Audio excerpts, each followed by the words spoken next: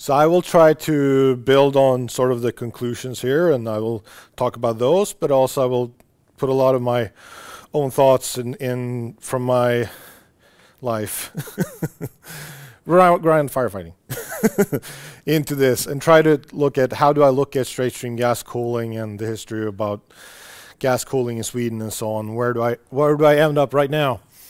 But before we start, thank you. NIPV? I don't know. I know that sounds bad, but I don't know why. But anyway, very glad that you have the guts to do research into something that's holy, which this is, which is like awesome. Even if it's not even good research, which it is, it would just be awesome that we're trying. Like actually poking on things that we consider to be like holy, like gas cooling, because it's so integrated in our history, like the last 20, 30 years. I'm not a researcher. I do not provide evidence. I don't have evidence to give. So don't listen to me in that sense. I'm just a nerdy firefighter. I love firefighting. I do a lot of instructing. I provide thoughts. That's what I do. Don't take my thoughts as truths. Don't take it as evidence. Just take it from what it is. And when I talk about generic behaviors. When I say the Swedish firefighters suck, I don't mean every Swedish firefighter. There's probably someone who's not sucking at something. But generically, I talk about certain things I see as trends. So don't be personally offended if I say that German firefighters are very bad. Which I won't, but don't take it as a personal insult. I want to talk about cooling efficiency at first. In Sweden, we don't have two words for efficiency and effectiveness. I don't know how much that actually changed how Sweden looks at this problem, but it might. It's called effektivitet in Sweden. It's the same word for efficiency and effectiveness. So efficiency is, we've been focused, if you want to talk about efficiency, we have talked a lot about surface area water. Like we've talked about droplet sizes, and we want to distribute it and everything. And this theory is sound, of course. More surface area means more rapid heat absorption. Sound, great. We have talked about a lot about by droplet speed, hang time, and travel distance. The longer you can have contact between the water and the smoke, the more you can absorb energy. So you want the droplet to be in the smoke as long as possible. And you want it to travel as fast as possible while still staying there. It would be best if it could just go around. Because you want speed, because speed absorbs energy faster. It's like, it just does. And we talked about limited surface cooling during this time, because we don't want to waste a lot of water just because water damages. We don't want to produce a lot of steam, and we don't think that surface cooling on the way to the fire, not talk about actually suppressing the fire, on the way to the fire, that's not really that important. It might even be a problem that we're creating steam and so on. So we've very limited talk about surface cooling as a part of smoke cooling. And then we, of course, I don't know if we can put up the lights. It's hard to see the videos, but we've had the short pulse. Maybe we can shut down the ones in the front. I don't know. That doesn't matter. We have a short pulse. That's sort of the main efficiency of what we talk about. We do a short pulse. We small fine droplets, put them up. Don't let it hit the surface. But of course, if you're inside a toilet, that's maybe enough. Like you sort of cover the space. But if you're in anything bigger than a toilet, you have a problem. You're not actively cooling the entire space. Now we've known that, but we simply didn't know that also, because we were doing a lot of short pulses into big volumes for a long time. And you could potentially do that if you have a lot of speed. If you run in, you could probably do short pulses, like I showed a couple of years ago, Anders Baganlaren. And you could put a small pulse in front of the other one and sort of cover the space fast. But we shouldn't run. That's just not good. And we also have a problem with time. If you do a short pulse, you need to distribute the time problem. Again, while you run. If you do a short pulse, again, it just goes away because we are working in a flow. Generally, when we're progressing towards the fire, we are in a flow. If we close the door, it's less of a flow, but it's still a flow. So we have a time problem.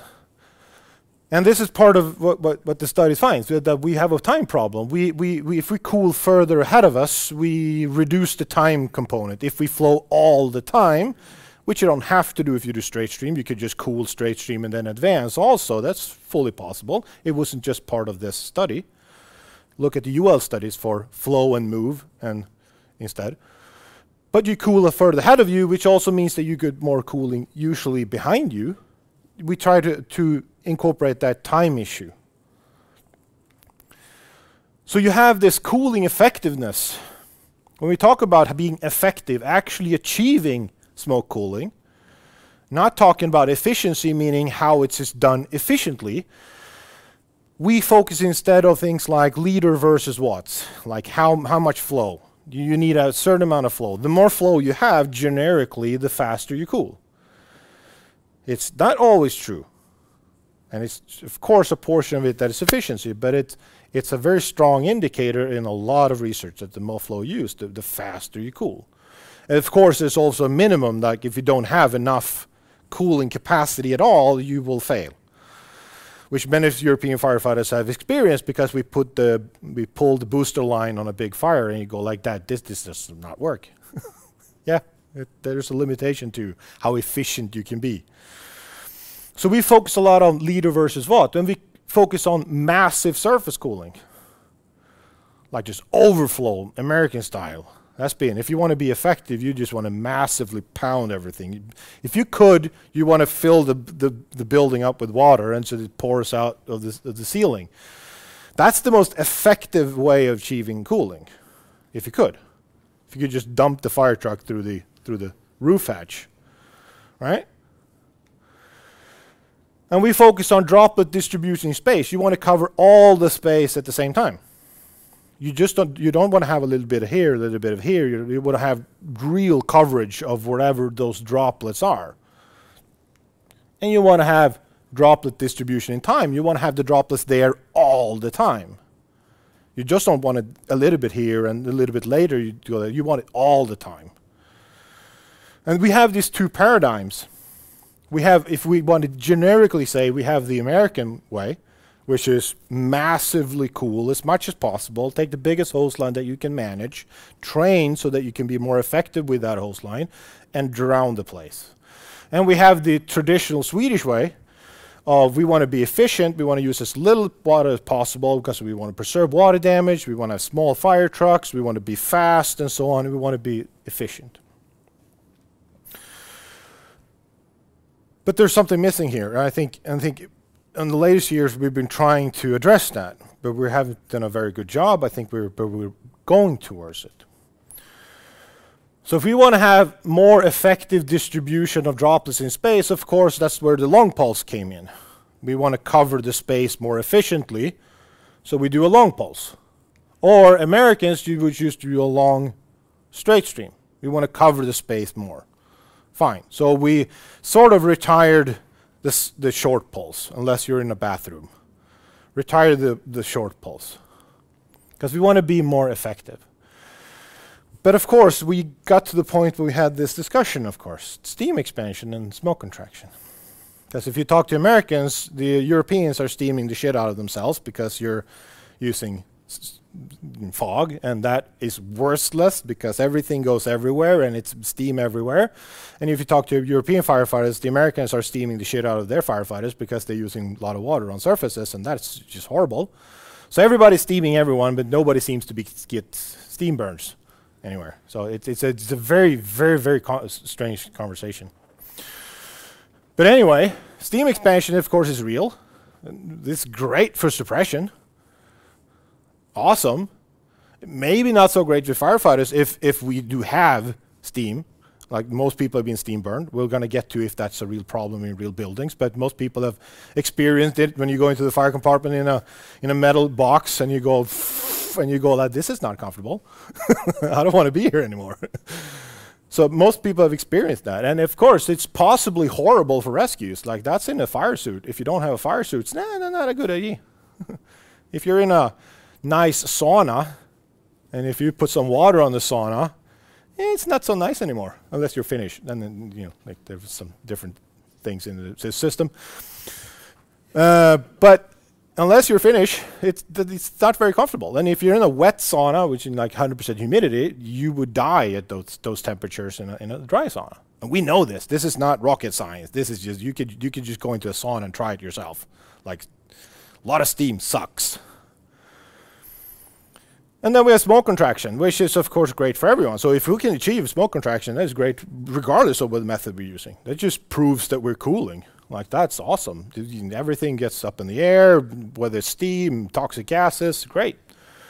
So we have this steam expansion question, and the question of course is it really a problem? And in that sense, is it something we need to handle, and how do we handle it? On the other side, it doesn't seem to be a real big problem, because we have so many different techniques and thoughts about firefighting all over the world, but firefighters are not generally being chased out of the buildings because of steam bursts. So there's two pieces of my brain going like, this is a problem, but this is not really a problem.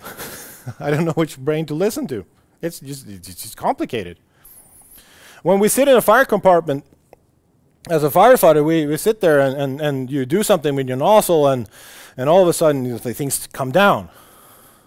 And you just go like, it's hard to know why that happened. Like, why is it that sometimes it just smoke comes down and everything? Go like, was it steam expansion? Was it the fire gas ignition? Was it like expansion from the fire? Was it some mechanical force with the voice? It's just hard to know. So if you're inclined to say that it was steam expansion, you go like, that was steam expansion. Look, that's bad. If you don't think it's steam expansion, maybe you make something other things up. A fog will push smoke in front of the droplets. This is not something that's really new, but we sort of haven't accounted for it. Like in front of the stream, everything will get pushed.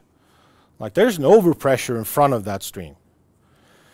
And it's just physics. If you throw something in the air, especially a lot of it, there's air being pushed in front of it.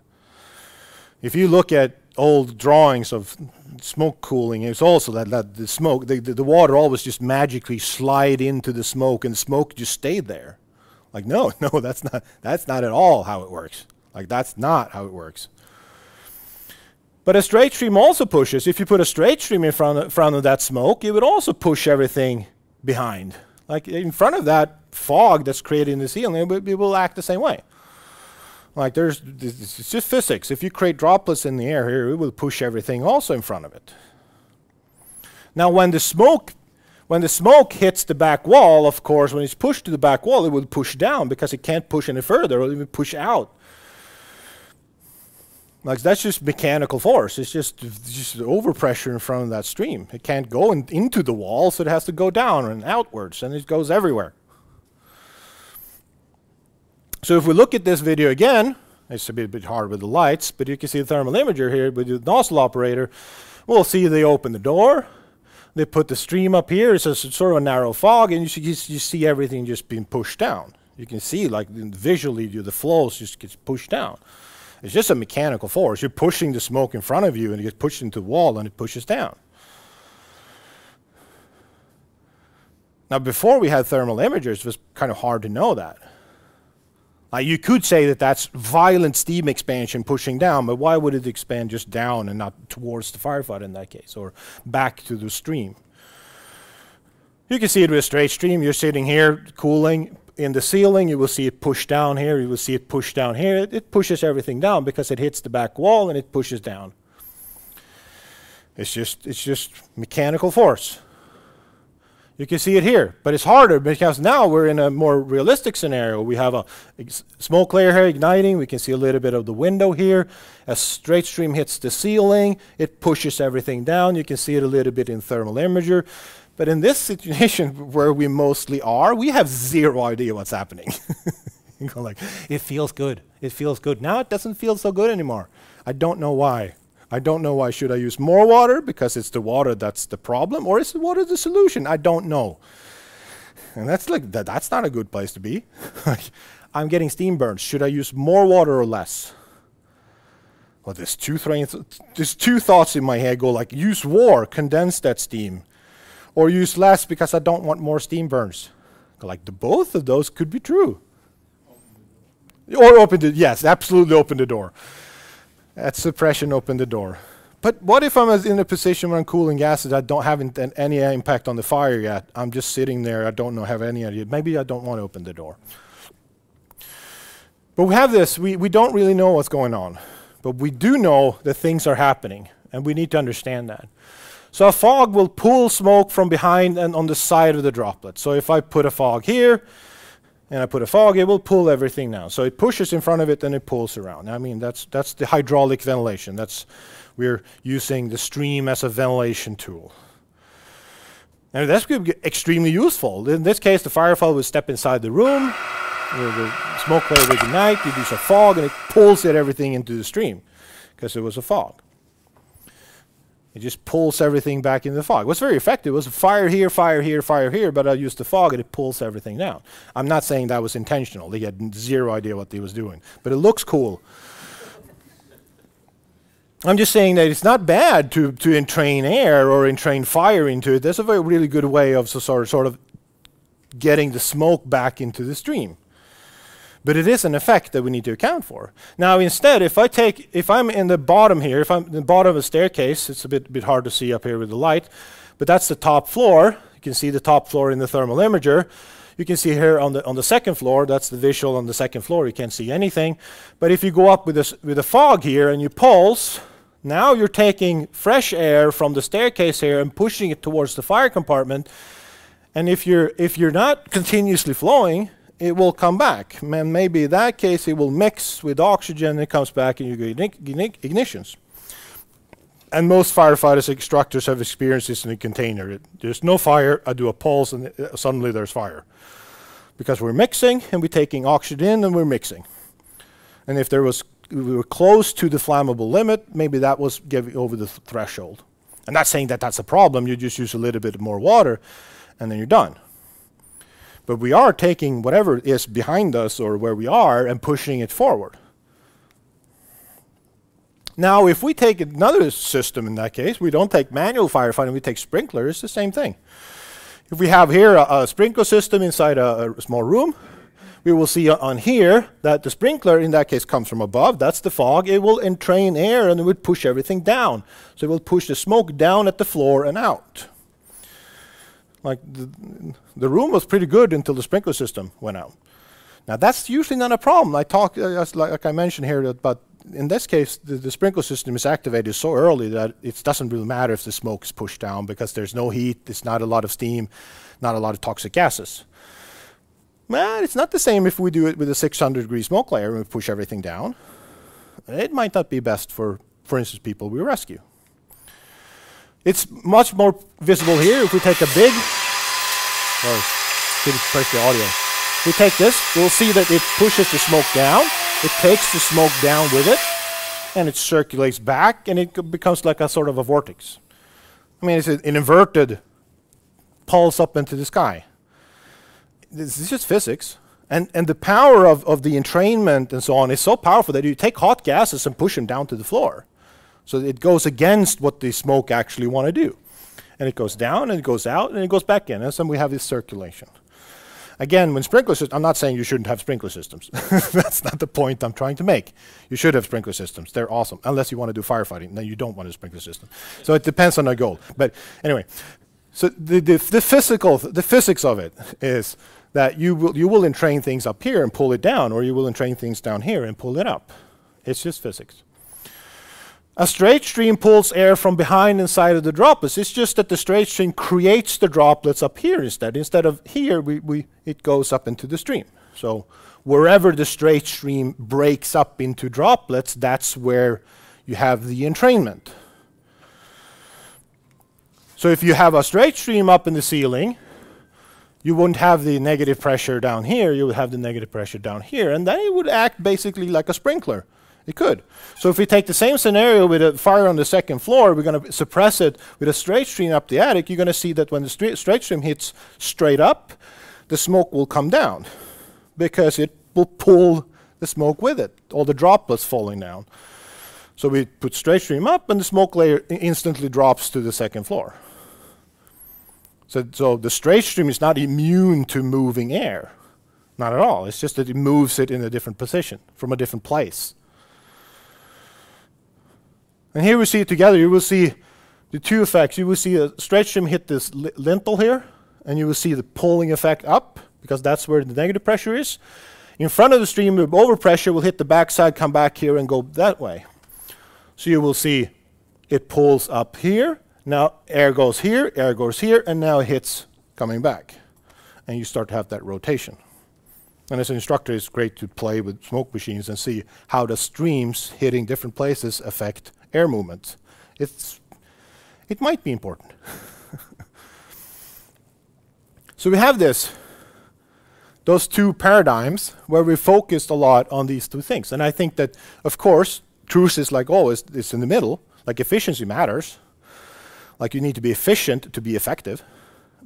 But you also need to be effective. Like if you're not effective, you can go home. Like, like I was very efficient at burning the building down. It's not a good way to end the sentence. Like that's not good to go to the paper. Like we were very efficient. Every water was evaporated, everybody died.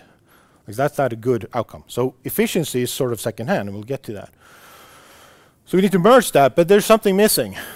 And that's, of course, fluid dynamics. Like fluid is most often missing, and it's becoming less. So what's fluid dynamics? It's the science of movement of liquids and gases. It sounds awfully like flow path and air tracks. We just put a new word on it because we're the fire service. We like to think that we invented this ourselves. Like, no. Most of the world understood this a long time ago. We have a lot of scientists who are experts in fluid dynamics. They don't just know that we need it also, like more of it, a lot. But it's not very common or easily visible in scientific data or mentioned in conclusions. Like if you look at studies on manual firefighting, this is not something you read about. You don't read about air movements. You don't read about entrainment. You don't need about that. That's just the latest years that UL started to mention it and so on. So we shouldn't be like very self-critical, because this hasn't been part of the literature. But it's still, I mean, we've taught hydraulic ventilation for a long time. And that's the thing I have struggled with in my mind. Like, how can I know something exists over here but don't apply it over here? Like there's a bridge, a wall between my left brain and my right brain. Like I do know that the hydraulic ventilation moves a lot of air, but inside the building, it magically doesn't. Like, no. Well, it does too. Where's the air going? I don't know, but it might be important. And it's not easily visible in scientific data. Even if you know to look for it, those things happen very quick. And usually, like even if you do thermocouple data, you saturate them for a couple seconds, so you don't see those very fast spikes because they're very annoying. Like they mess up my curve. But like those things were being pushed around and so on, they happen very fast. It can be very hard to see those flows without modern good thermal imagers. It's just the latest, I would say 5 years, like with the latest thermal images, that you really start to see those flows. So before that, as a firefighter, we didn't see that. Usually you saw nothing. But even if you saw flow, you didn't see where it come from. You just saw the end result, maybe smoke being pushed down. How it's very hard to connect the dots if you don't know what's going on. And fluid dynamics is like, if fire science is hard, fluid dynamics is like even harder. And fire, of course, modeling fire is basically fluid dynamics. But we've just been like one compartment, okay, that's sort of figured out, sort of. Multiple compartments, a lot of variables, a lot of rooms for mistakes. Like put manual firefighting in there, oh, it breaks down fully. We can't do that. It's like impossible.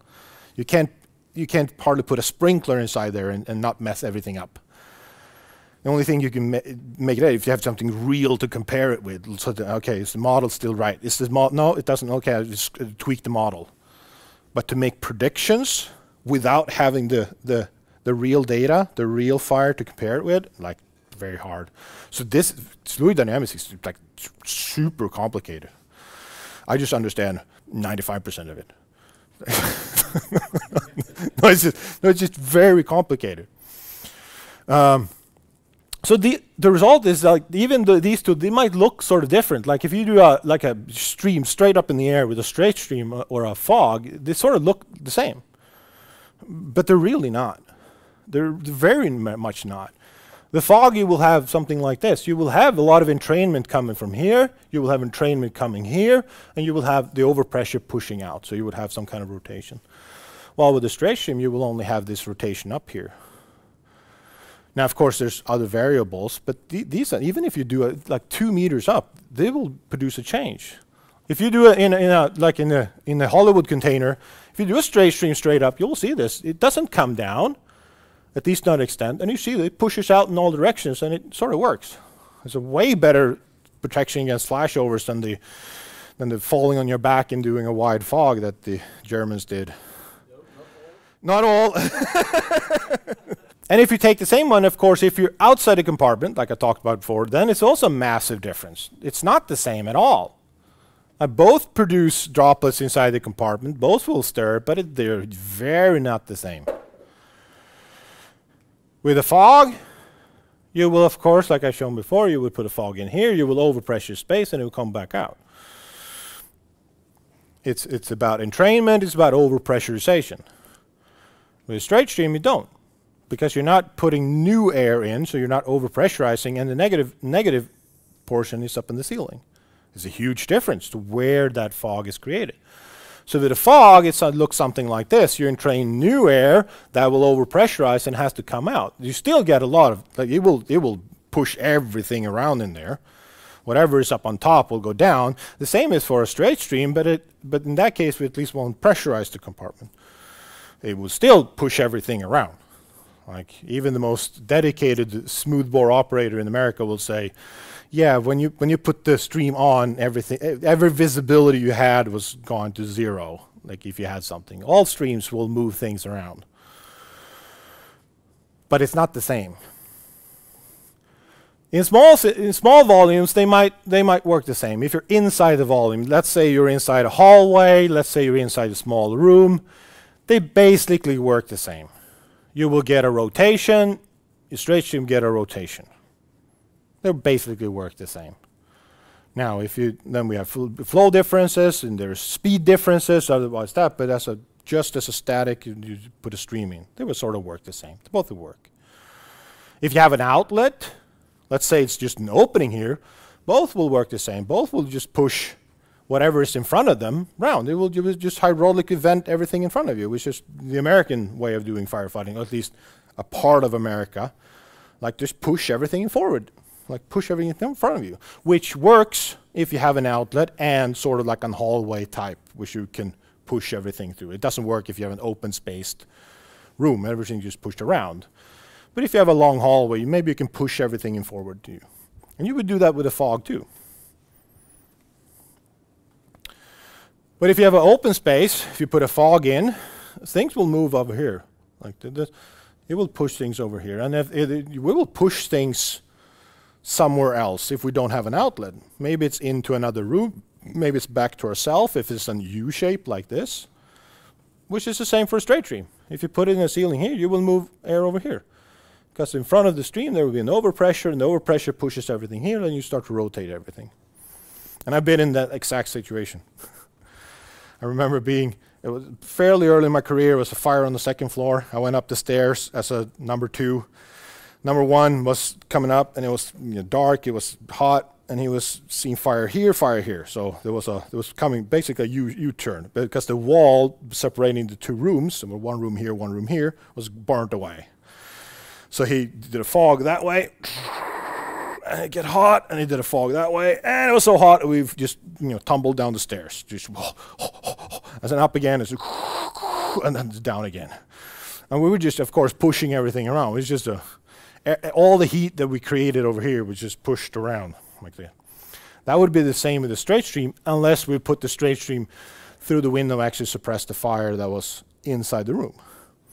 So it matters if I put the stream in front of the room or into the room.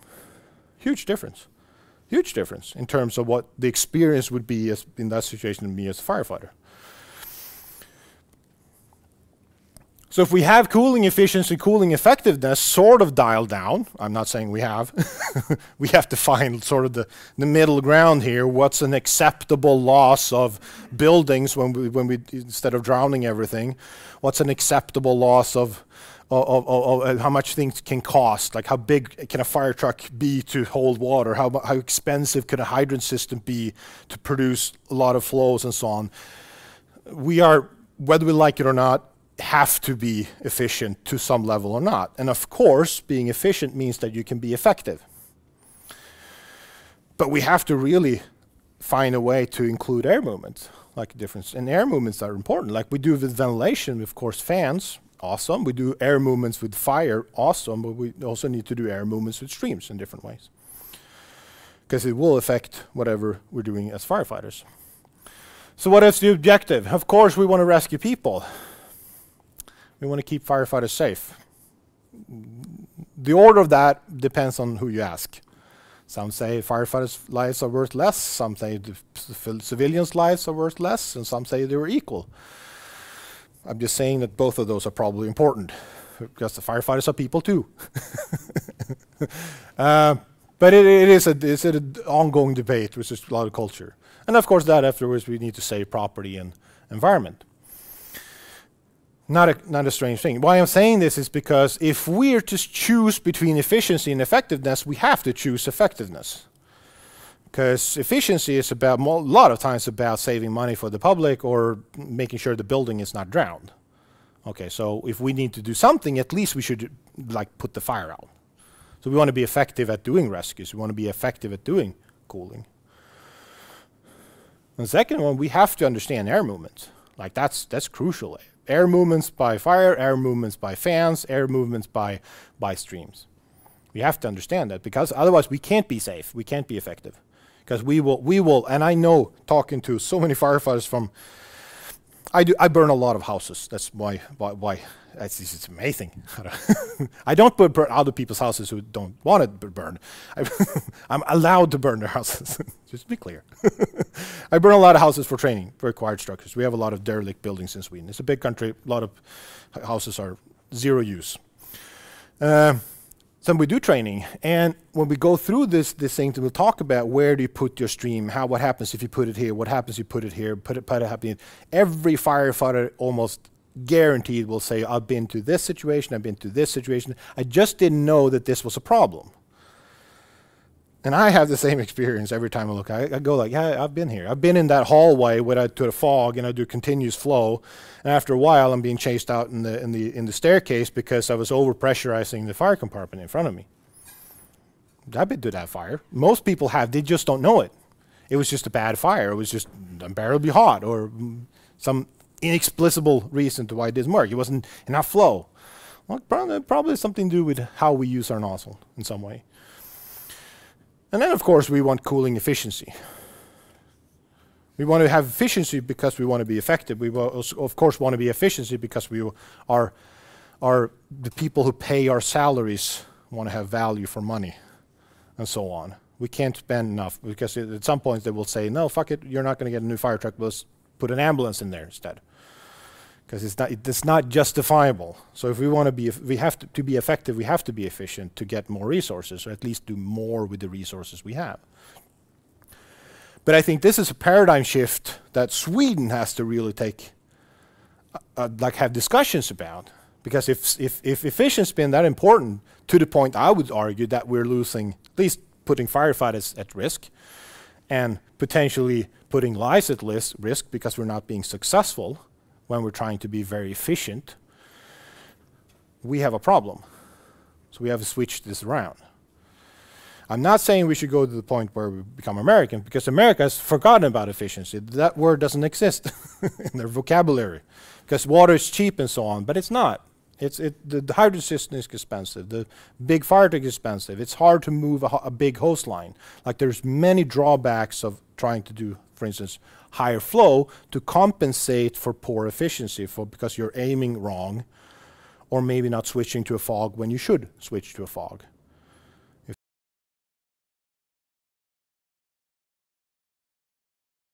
But there's two questions in that. The first one is, would it be most effective to, for instance, use a straight stream when I'm going into that bedroom, for instance? Yes, because I don't want to pressurize it.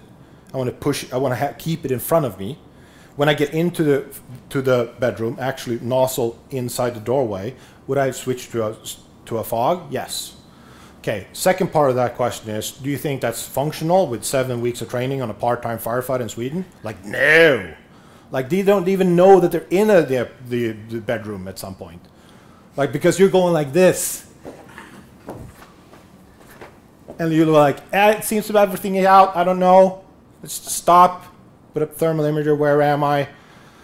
That's the reality. I'm not, of course I'm doing it with a, no, I'm not even exaggerating. That is what it looks like. This is for the training. You can see they have a very strict, like, this is how you should do. You know exactly where you are. Good instructors. Even then you have sort of a narrow fog here going the right direction. Here you have a wide fog going into the side wall.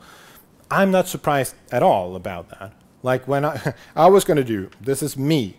So I'm sort of not above average in skill level in firefighters. I sort of know what I'm trying to do. I've seen the environment in acquired structure burn. So I want to do a video that shows how this should be done. Okay, so we were doing a acquired structure burn, and sort of middle of training, I was taking the nozzle. I was going to do one fire tack. It was going to be, basically it was a kitchen area, entrance here. I was going to go basically maybe 5 meters, make a left turn through the kitchen into a second room here. So probably 10 meters I was going to advance with a left-hand turn. So I had a thermal imager. I was sitting there waiting for the fire to start to roll. Put the thermal imager down, started going to whip. And after a while, I started getting to find a wall. I go like, okay, that's the left wall. I'm going to turn left. Okay, so now actually inside a closet on the right side of the wall. So I'm trying to find my way. I go like this, and there's a wall here, and there's a wall here. I go like, this does not make sense. And I go out, and I try a new bearing, and I try again, and I end up like this. That's the way, and I go like this, and I start drifting again. I end up like in cupboards. So I feel the wall here, I feel the wall here, but something open here. I don't know where I am because I'm going through different type of cupboards. So anyway, the only good thing about this is when I walked around like this, I knocked down all the cameras. So there's no there's no proof that this ever happened, and I will kill anyone who knows about it. No, but it was part of one of just many lessons that said it's hard. Like, it's hard. It's hard to move with a straight stream, just get in the right direction.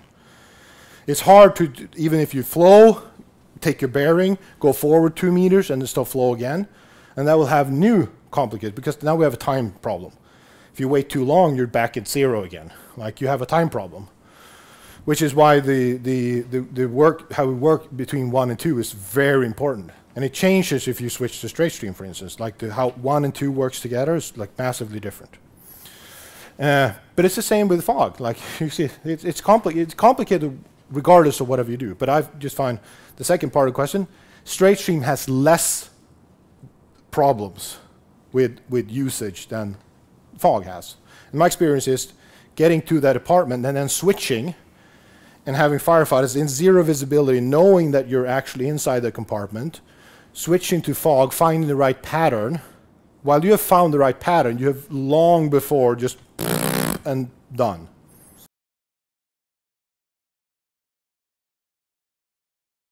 It is not flow continuously, because most fires are not that bad. Like, most fires are pretty reasonable. Fires are pretty small. So you, for instance, if I were to teach the most basic and simple one, and if they have a thermal imager, it would be if you have a FLIR camera and you look into the hallway and you see gray, you don't cool, but then you advance 2 meters and you check again. Like, because if you only see gray, it's not very hot. It doesn't really make a much of a difference. Right, okay, so if you see yellow, then you do an arc, and then you advance 2 meters and you look again. And you see yellow again, you do another arc and you advance. And if you see red, then you can start, maybe, if you see red in the camera, because it indicates like 500-600 degrees, actual flame and combustion, then you maybe can start to think about, should I try to and cool. Yeah, but to me, it's one of the valuable things I learned was, first I had a sort of, when I try to, I wouldn't say dumb it down, I say simplify, because that's what we need to do to firefighters. We need to simplify. When I try to simplify and say that, okay, as soon as you stop seeing yellow, in that case, you can advance. The problem is, of course, time. If you cool and you take up a tick, it's yellow again. Because you have a time problem. It will rebound, it will come back. So in that case, you will just sit in one place to cool, put it down, cool, put it down. So what I teach is, if you see yellow, for instance, or if you think that it's sort of half hot, you cool with an arc, then you advance 2 meters. If when you cooled, because that's the cooperation 1 and 2, and when I teach, number 2 is always sitting holding camera for number 1. So number 1 can see what's happening. So you cool, and if you see any, like it becomes gray, now you know that you're stronger than whatever fire it is, and you can advance 2 meters until you do it again. Like, you need to see that sudden improvement. That's 1 second long. That's all you need. Now I know I'm stronger than the fire. If you're cooling and you don't see any improvement, it's still yellow. Now something is wrong and you shouldn't advance. So it's not it's what I describe it as temporary improvement to know that you can safely advance. Like, we don't have like massive ventilated structures. It's 1 window gone at most, or a bedroom on fire. Then stop and flow and advance would be far more than we need. It's just a simpler with a straight stream rather than a fog.